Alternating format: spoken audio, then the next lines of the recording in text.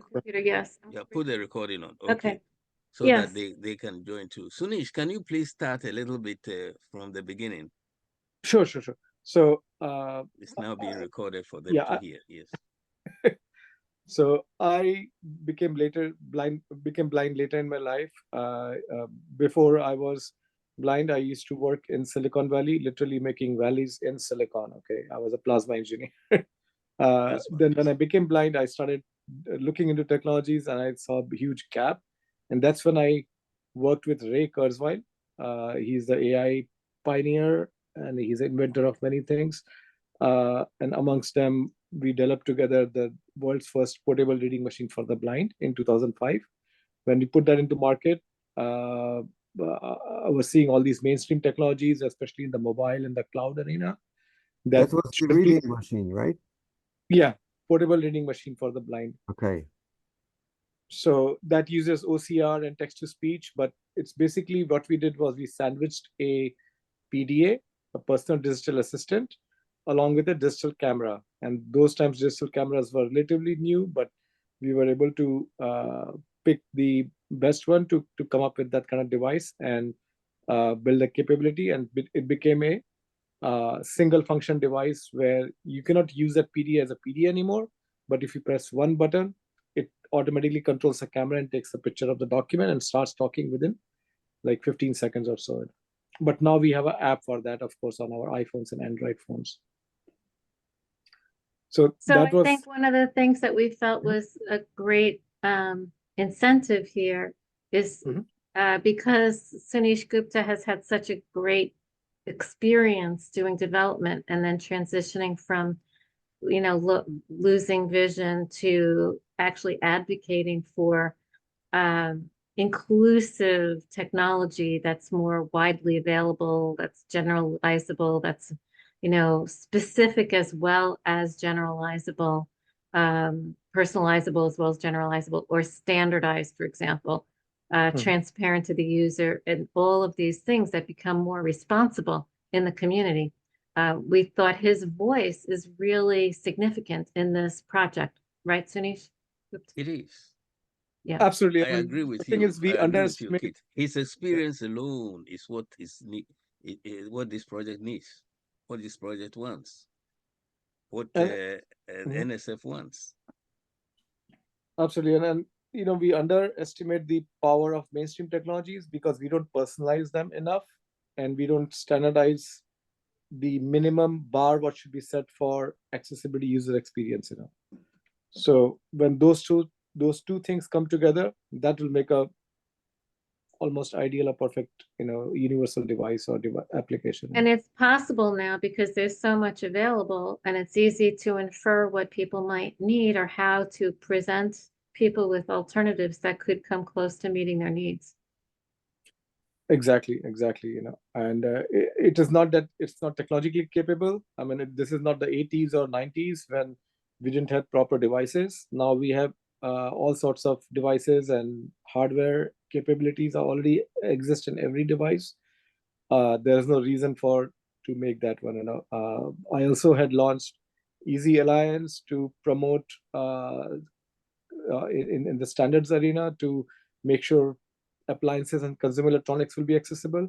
I was actually chair for the accessibility committee with the Consumer Technology Association, which is that's what it's called now. At that time, it was called Consumer Electronics Society. It's part of the IEEE, one of the societies within IEEE. We work closely with the big electronic show, Consumer Electronic Show, and I was pretty much throughout the mid 2010s. I was very actively engaged. I had given presentations here, did workshops for engineers and people in the corporate sector so that they understand how accessibility. It's relatively easy to build. It's not that complex, except that we need to make it born accessible, right? So that makes a huge difference. And that's Exactly. really the key, you know. If you do not do born accessible, or if you do not take the born accessible approach, it is super expensive to fix it later on, you know. I mean, Right. it's And like, also the notion that if we make the world, you know, the room is welcoming to people, if we help the room to be welcoming to people, people will belong there. They'll feel they belong there It will no longer be a series of silos and obstacles where people have to pay a lot or demand or ask or qualify for accessibility and accommodation. It will just be easy to have that interoperability and that intersectionality already in our environment. Exactly. And that's why we want to use the power of the scale of economic scale for consumer electronics and for all sorts of devices we use. We are not asking to make a special display or special type of thing. That's a whole new arena. Like Jacobs mentioned, he had worked on with museum things.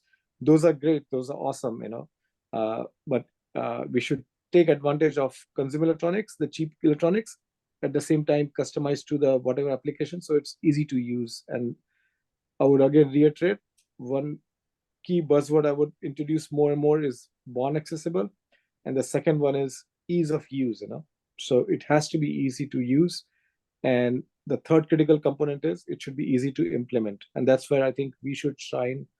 Our proposal is that to put in front of designers and developers and product managers, so they are able to adopt and understand what they need to do. Born accessible, easy to use, and what was the third one? Third one is the making it easy to adopt the technologies. Got it. Okay. Or easy to implement, rather, I should say, implement Right. these Yeah. assistive technologies into the development flow. So, right, or in software we call SDLC or agile processes, or if it's any kind of product development flow. So easy to implement in the product development flow.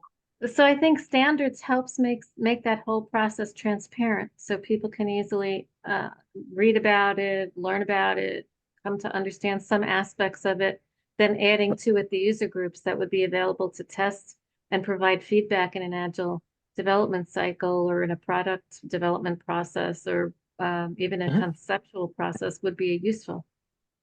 Absolutely. And again, if these three things marching together, it will be it won't even cost that much. People think, oh, it will be very expensive. No, it is not actually. But if you build from the beginning, if you're putting in the requirements that it should be accessible from the ground up, it will work very well. In fact, it will improve the UX for everyone else who is not disabled.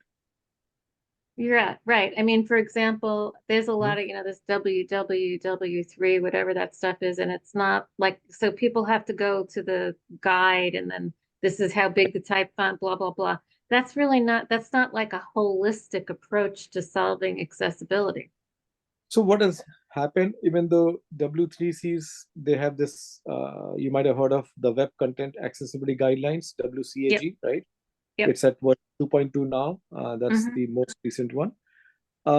It has been around since 1997, 1998, and they just revised. The recent one was released last year, the 2.2 version, which barely caught up with mobile and cloud things. I mean, mobile has been around at least 10 years in full adoption. Yeah, it's very bizarre. Yeah, but WCAG, the W3C guidelines are so technologically agnostic because they cannot dictate any platform, or they cannot give any specific guidance. It is very hard to understand even the guidelines. Even I'm talking about for people like us, it's hard to understand what they really mean. They want to interpret, and they cannot put it out there that this is an example, such and such. Now they're coming up with some few things in terms of coming up with some specific conformance guidelines, they call. Right. But they are still far away from being easy to understand. Many steps away. And so it becomes non-transparent to everybody, including the developers. And even when the thing might be meant to be for a blind person, it's not even recognizable as being satisfactory to a blind person, I imagine. Exactly. So what we want to develop is a framework so that designers, developers can adopt it. And it should consist of both type of things. One is as much as they can use automation to test it out or to design things, and then also to do manual design and test things, so that people who are really going to use it, you want to test a device for with a physically challenged person who uses technology day in, day out. You want to test it with a screen reader users who uses those technologies day in, day out. That's when you can get real constructive usable feedback, right? So what would be really cool is if you could do recordings and, you know, electronic, digital recordings of people while they're using certain devices, like when at, you know, in the Swiss place, we had people using the robots and my work, I recorded them moving the arm. We measured 26 degrees of freedom and then tried to see how the movement of the arm, it changes slightly because our physiology and our neurobiology makes you move your arm differently each and every time, even though like, so athletes spend a lot of time trying to concentrate on repeating a particular movement. This is one of the hardest things to do. Repeat a golf swing or repeat a boxing move or something, because people tend to, the movements are variable. And so measuring the way people use things that are accommodating them is just as complicated, but also can be very informative to be able to measure the way people use these devices. From what you're saying, Sunish, I think that's part of what we might want to explore. Absolutely, Evan. Yeah. Go ahead. Jacob. Jacob? You had something? Okay. Yeah. So when you were working with Kurzweil, did you have any insights into the graphical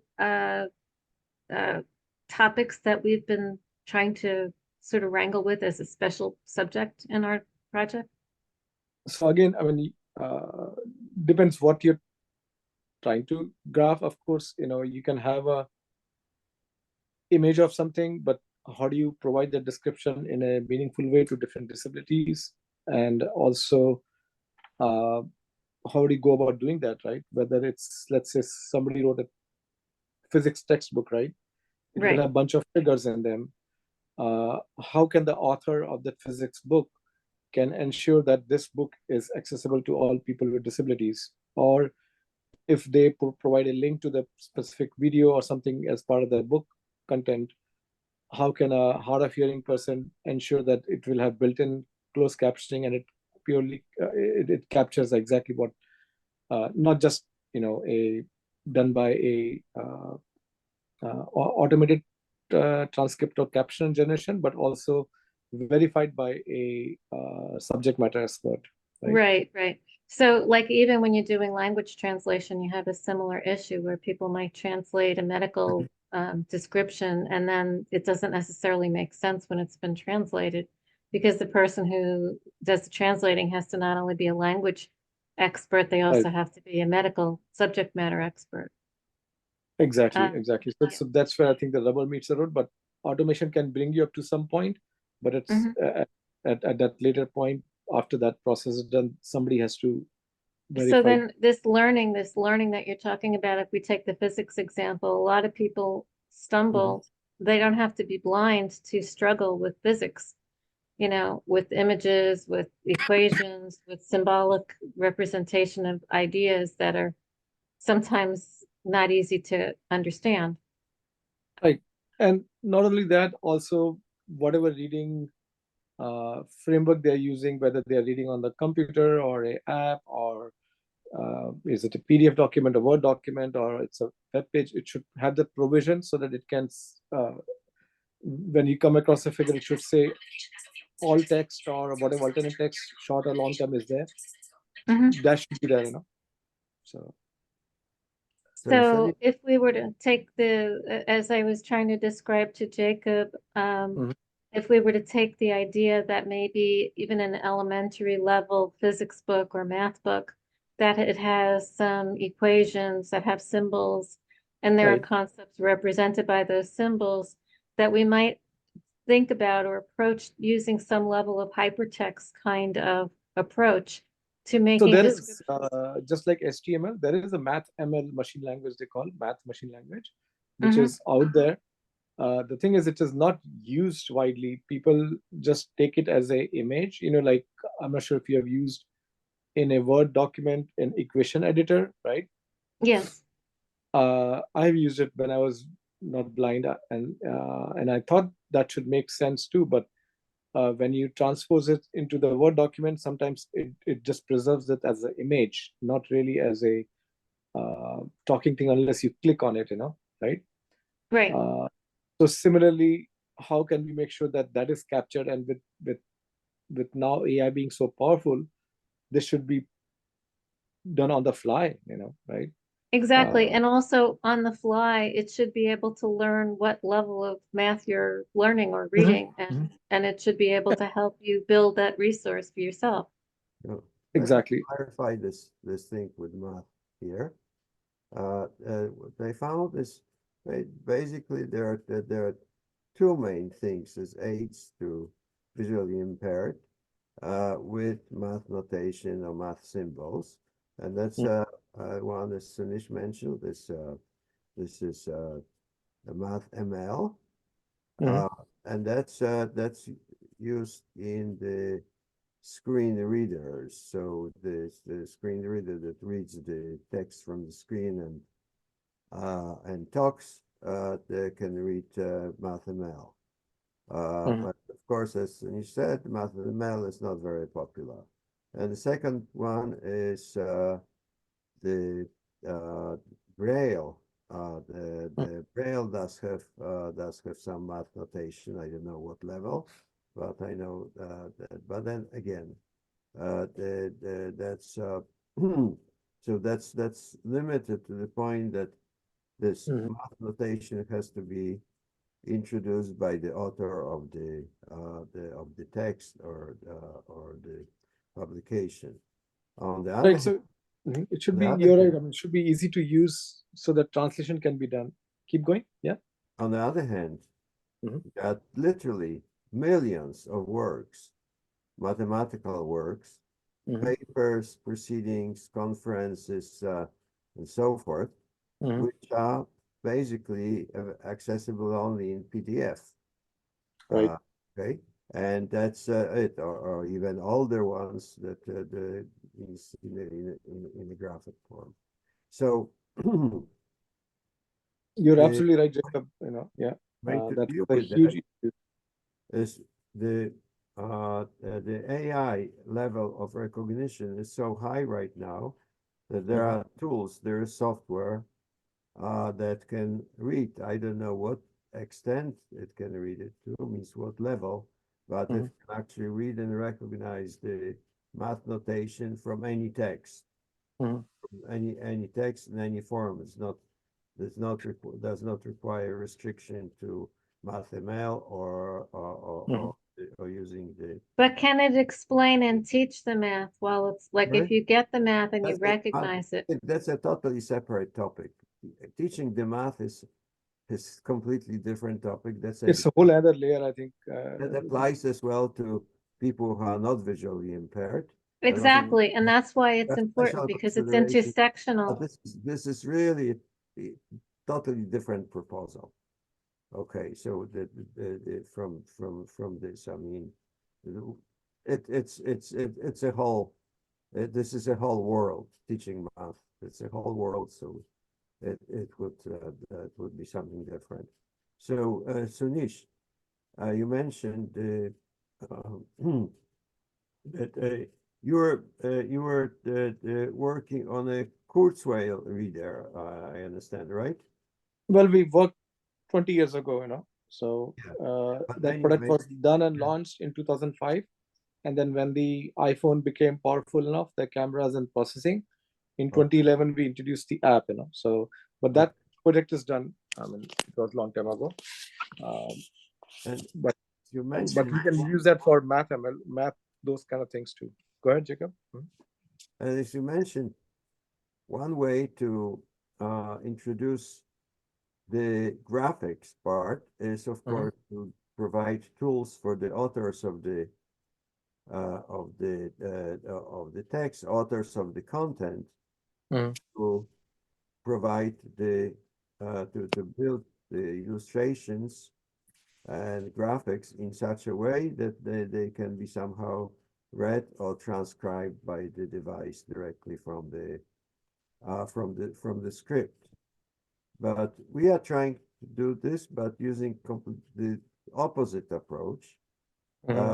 We do not require anything from the author. We assume that we'll be taking any content with illustrations and text and it will be read and converted.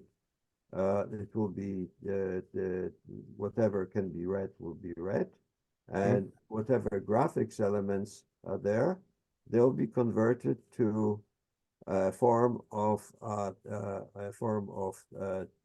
tactile output, either directly tactile or auditory output, which would represent the same thing as tactile, but in such a way that the user will be aware of the positional content of everything. So there is a circle. The user will be aware that there is a circle there, the size of it, and where it is, line and so forth. And then there is one line crossing another line. Again, the user will be able to not see actually, but feel where these two lines cross, for example. So that's the basic idea. And then it kind of explodes quite a bit when we start adding the text symbols, and especially mathematical symbols. For example, like in diagrams, which I used in the theory of categories and functors, there's a lot of diagrams which contain mathematical symbols along the lines of arcs, Right. And you really can't absorb it in any other way than the whole graphics, means the whole thing, the graphics part and the symbols, and the symbols part, and it's and one would not expect right now that something like that would appear in the form which is right now accessible accessible to convertible to speech directly, such as MathML. So means MathML means I don't know exactly where it's used, but it's not used, as you said, it's not used. It's not frequently used. So for just any random article that one would want to read, the mathematical article from the math journals, one wouldn't expect to easily find it in a MathML format, or typically somebody would have to sit and convert. Yep, exactly. And that's where I think when the rubber meets the road, what I mean is it should be transparent to the author. Whichever format they produce, they should be able to produce a Word document, PDF, it's an image file, whatever it is, but they have created a output in their desired format, okay? And then the system should be able to take that format and be able to convert in whatever the user wants then, right? Because this black box, whatever you want to call it, the user should receive in their desired format, right? Either it's a tactile way, they're using a braille, a combination of speech or braille, or whatever it is, Go ahead. It's to convert it into a medium which is accessible to a blind person.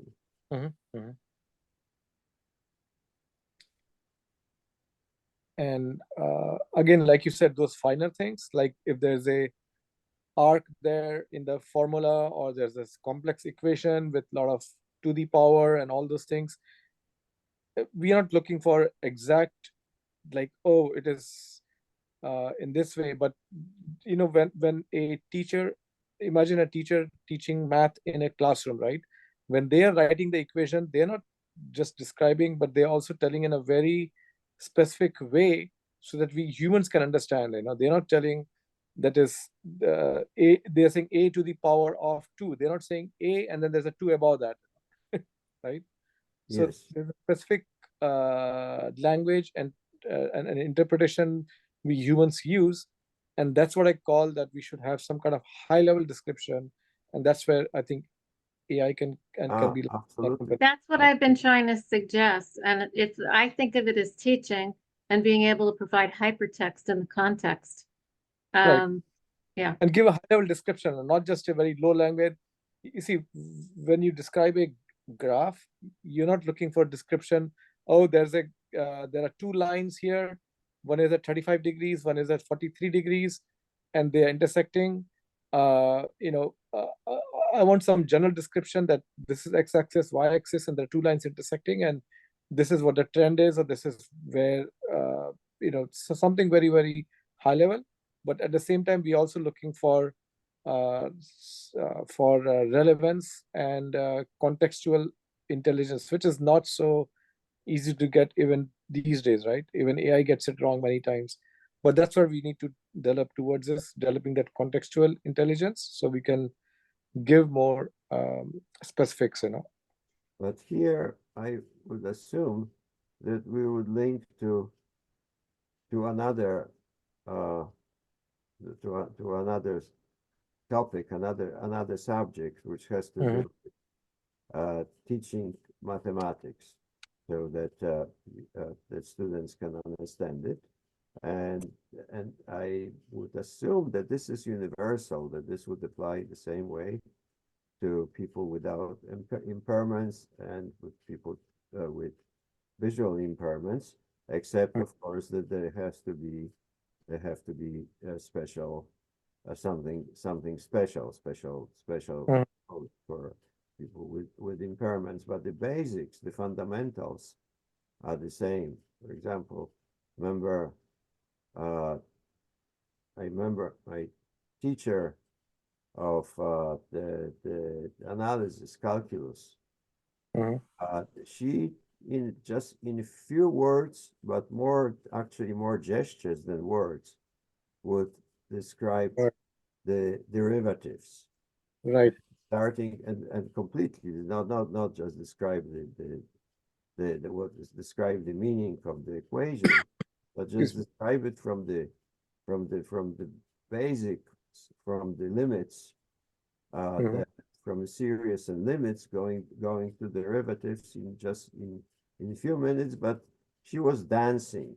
She was dancing basically in class and waving her hands and actually showing with her hands how series converge and how the series kind of turns into continuous function and derivative, and something like that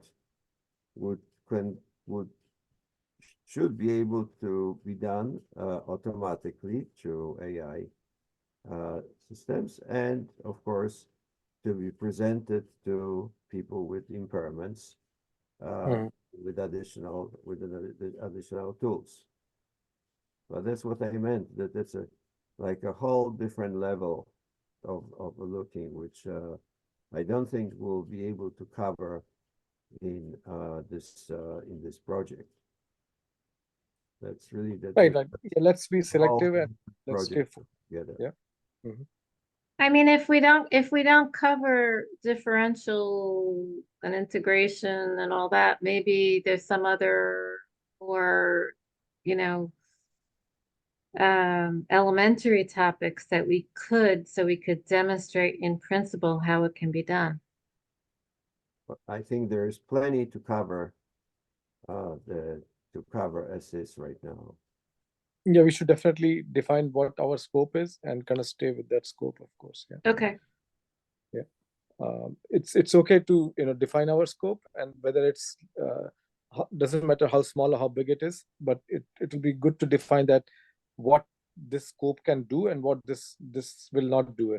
So it's very clear that we establish our boundaries for this standard, where it's applicable or not applicable. And Absolutely. Hung Man joined us in the middle of this discussion. So Hung Man, do you want to just say some comment about you've met Sunish Gupta before, correct? Yes, I think I'm learning. It's a good discussion. Yeah, we need to figure out exactly what we need to do. It's yes. Keith said, have you met Sunish Gupta before?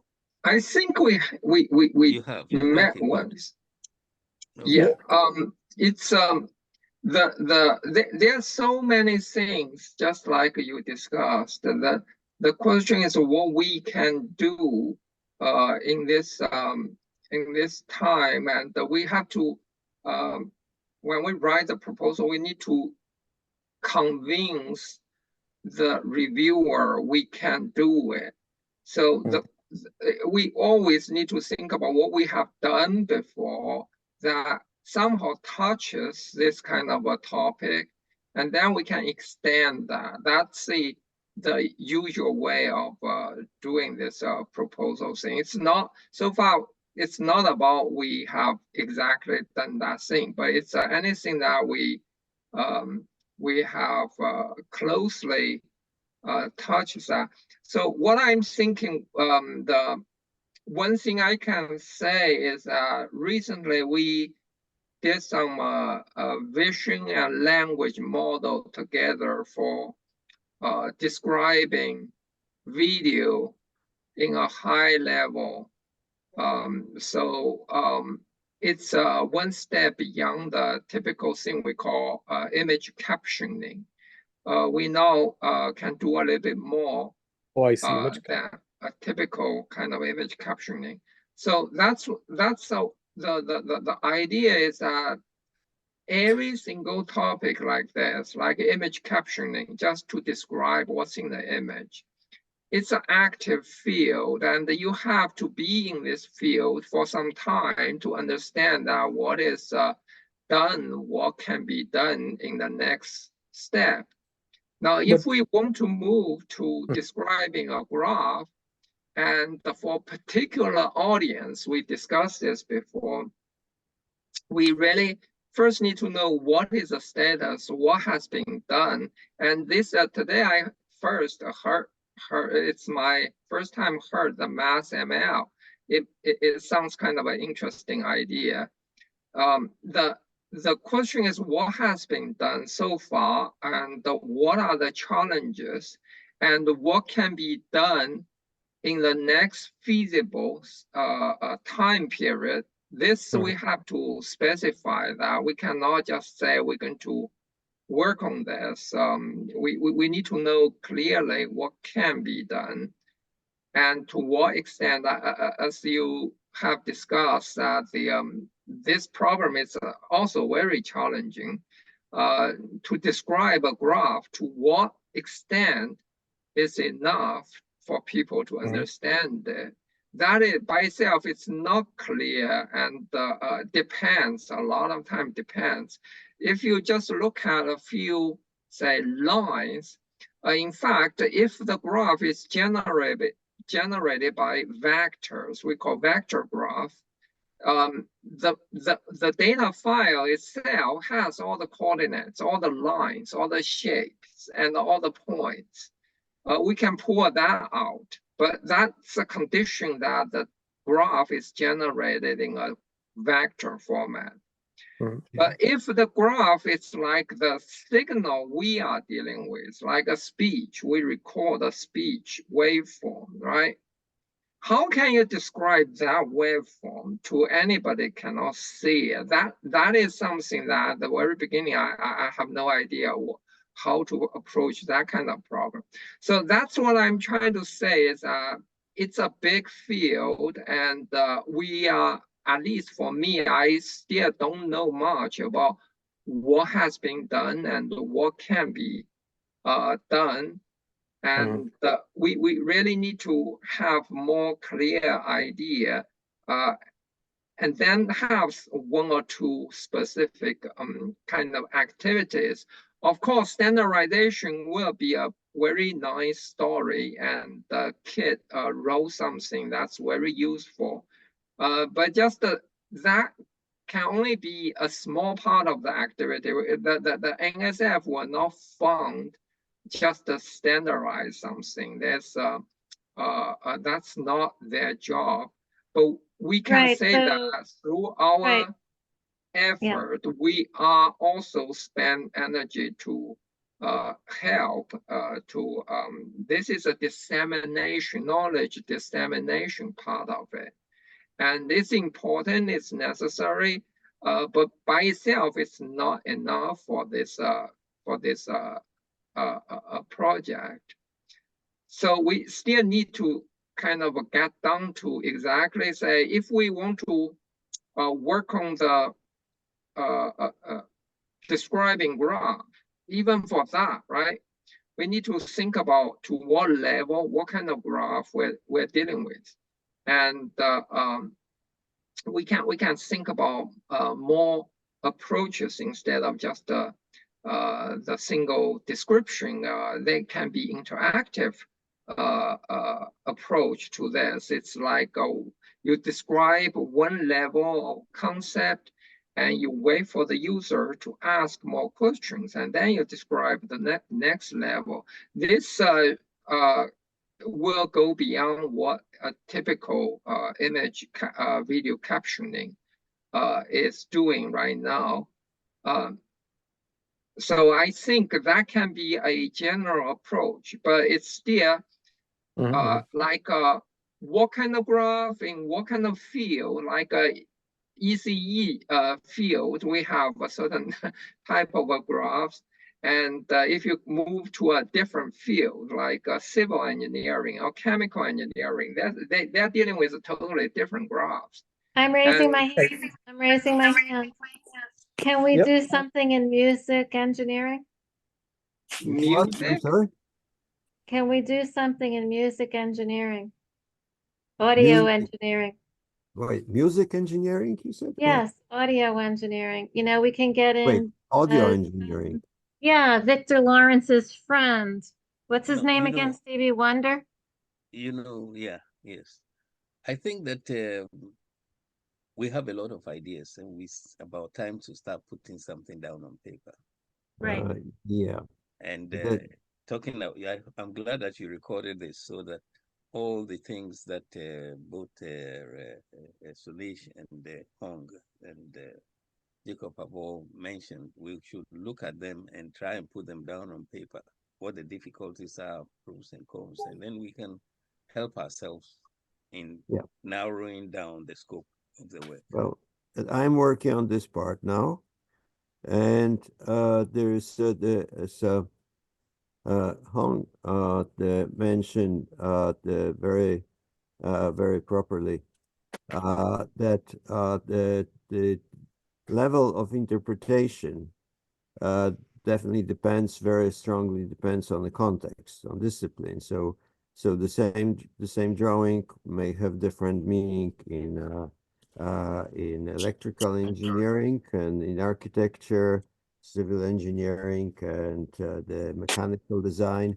They may look very similar. The meaning may be totally different. It's all context dependent. So the tools must be built properly to not for the context, but there should be tools that can accommodate any context or any field or any background that's appropriate. So it's just kind of like different language.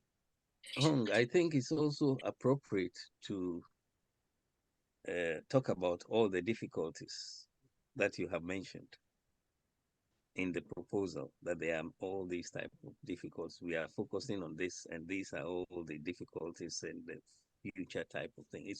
It's fine to mention those things. Which section we are just at the beginning. Which section are all the difficulties listed? On the intellectual merit, maybe? Sorry. Okay. Hungman, do you see any connection with acoustic engineering, music engineering? I don't know what kind of a music engineering people will do. That's exactly we try to really think about. It's say we're talking about acoustics, audio engineer, right? What kind of a job an audio engineer usually do? I actually don't know much. I can imagine maybe design filters or those kind of things, but I guess it's not necessarily they need to design filters. They may just use some kind of software tool to tune the audio or something. Yeah, you have like you see, that's exactly the problem. It's my knowledge to that kind of thing, it's quite limited. If we understand what really they need, right? That's we keep saying that we like to connect with our customers. Well, let me maybe we add can this to what Kate is Sure. trying to say. You know, Yeah. we have this great musician, Stevie Wonder. He's blind, but he can play the piano, and not only the piano, but he also does the you know, things are moved in such a way that there is a lot of electronics filtering and adding and things in the music and composing of the music and bringing them together. So I guess I know what Keith is trying to drive at. How is this guy doing it? Right. I mean, there's multi-tracking, there's all these temporal issues. Jacob worked with And this then in he's some of his mixing, and then projects. he's mixing these sounds, and he's mixing things together. Yep. And I think if we get one or two use cases that might be unique, we could use those as kind of a role model. I think it's more artistic instead of engineering. This is not about engineering job. And they call it engineering though. Yeah, they call it engineering. They call it, engineering. Acoustic engineer, sound engineer. They call it engineering. Hong, you are right, that is artistic, but So people who do the somebody designed these things for him. So he's able to mix the sounds and bring in so it doesn't really matter. The question is what those engineers when they in training, right? What kind of a training process for the engineer to be proficient in this career, in this kind of a profession? What kind of especially we're talking about describing the written knowledge. So how they learn from I guess we're not talking about they learn by looking at how other people are doing it, right? Right. And also we're not talking about engineering that's specifically just engineering. We're talking about going all the way out into the community and finding how people use STEM in their real life that interacts with engineering. This is what people like Stevie Wonder, like what's her name who makes her own music, and Taylor Swift, right? This lady and Billie Eilish. These people do their own thing. They don't call themselves engineers, but they're using engineering. Right. They're all different levels of but let's say if you're doing for the movies, right? You're doing a lot of editing, audio editing and things like that, right? So, yeah, you're right. Editing is part of so the acoustic engineering is at the basis. These are people who create the tools for the changing the spectrum, changing the pitch, and so forth. So these are very specific tools working with math and acoustics. Now, musicians like Stevie Wonder use these tools built by engineers to, might call it, design, compose, compose the final the final sound, and they have. And in a way, this is also a level of engineering, but very different, very specific to what you might call an instrument. Means means similarly to a Photoshop in graphics, there are instruments in these type instruments or editors in music, which use a lot of sound engineering in their basics, in their fundamentals, but they're being used by the sound designers, similarly to a graphics person using Photoshop. Exactly. And I think this would make a very attractive project because it has all those layers in it. The thing is, do we have the expertise on this? We don't need- Anyone in our group have done this kind of thing? Know what is needed? What I means I the think way we I don't, see it. and we have expertise in 3 areas. And Hong, you've described one, and Sunish has described one, and Jacob has described one. And so those we should try and record these, and then of course moving on from these into the standards. So I think we have a lot of material to work on. The way I see it is that that means that there's very many levels of work, and of course we're not going to cover everything. What we should cover is the very basics, which is the perception of visual, because we're talking about visual space, basically two-dimensional, the two-dimensional objects. So perception of two-dimensional objects in two-dimensional space, or maybe even three-dimensional space, by people who are visually impaired. But perception on a very basic level, which can be conveyed, described by just general natural language, plus what I might call positional sensing. So positional sensing can be if one would have full tactile instrument, which gives a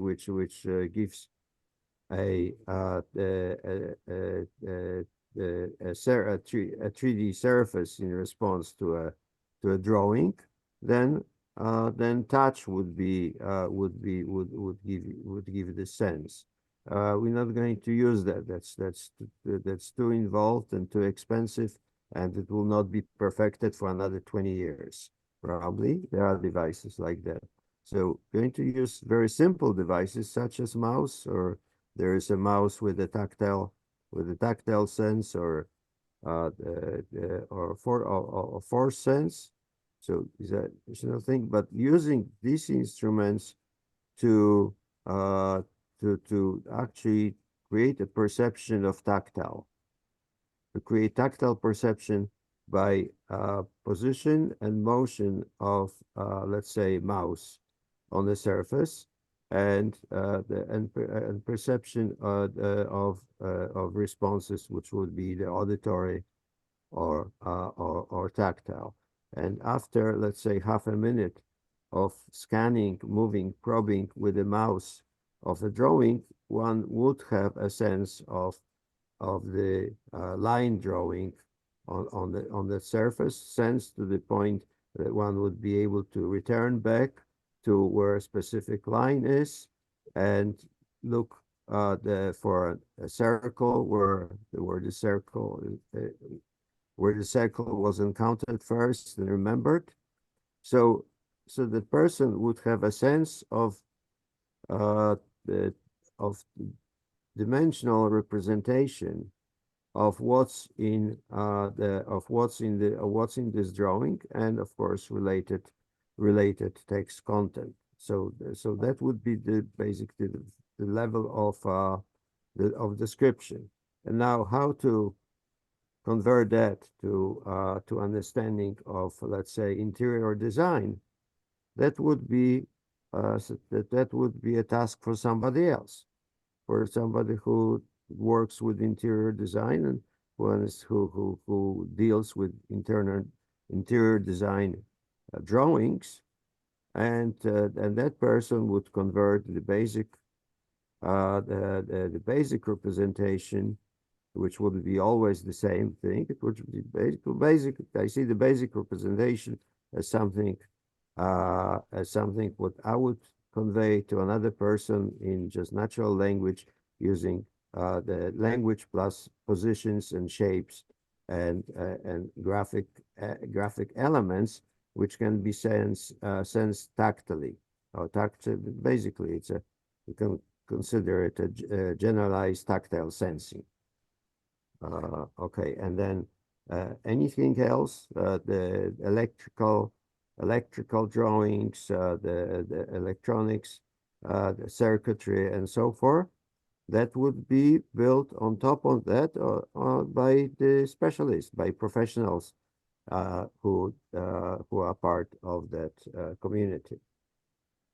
That's why the use cases are very cool. Like if we put into our proposal that we're going to develop 1 or 2 use cases that allow us to layer something on top that's expertise or So yeah, specificity. I put there there's just 1 or 2 cases where the expertise or the professional field is rather simple, so we'll be able to do it ourselves without engaging architects or graphics artists and so forth.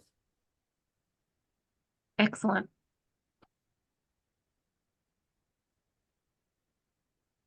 Really good. Hongland, Yeah. I'm sorry. No, really good ideas. I mean, we should take it to the next level and incorporate that and see how it flows then, you know. And also, Sanish, could you provide us with a letter that describes your interest in this topic and some description, and then we can even learn from what you write into the letter?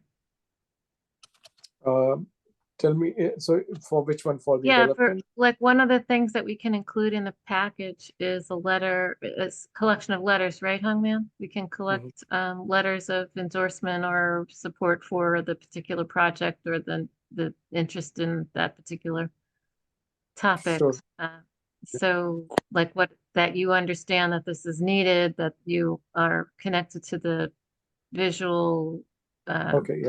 community, Sure. that you know other members of the community, that you can help us to network with people to get a user group that can test or trial or provide input or feedback or whatever you think would be needed for this project. Does that make Sure. sense? Yep. Yes, send me if there's a particular format or you have a sample, and I can write a similar one and kind of add my things into it, you know. So Sure. I think I have one from Paula, right? And Victor, do you or Hongman, do you have an example from a previous proposal?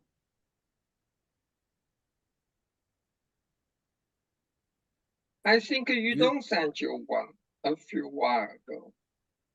Yeah, but you know, I think that Sunish's ideas are things that you could put in the proposal. Absolutely. Yeah. And so the letter is separate, but these ideas are things you've captured them somehow. And so in these recordings, and you've captured the Hong Man's also example that he gave you, and you've captured Jacob's example too. So from these recordings, try and transcribe them, and we can put them together. Okay. Can So I do you want send a to- copy of this? I'm sorry. yeah. So go ahead and define what next steps would be, so we can. We'll do Well, we next have a week, so- document. Yeah, we have a document that we with like placeholders for sections. Do you Mhm. think that those sections are still the ones we want to work with? No, I think that Hong Man has given you another section. So maybe if you can let me have a recording of this thing. Yes, I can thank try you. and get it and then get some sections for you, because Hong Okay. Man has said one, Mhm. Sunil Gupta has said one, and Jacob already said his before, but he has added some more to it. So Yeah, I'm working on these 2 sections, the basic graphics interface and the mathematical notation.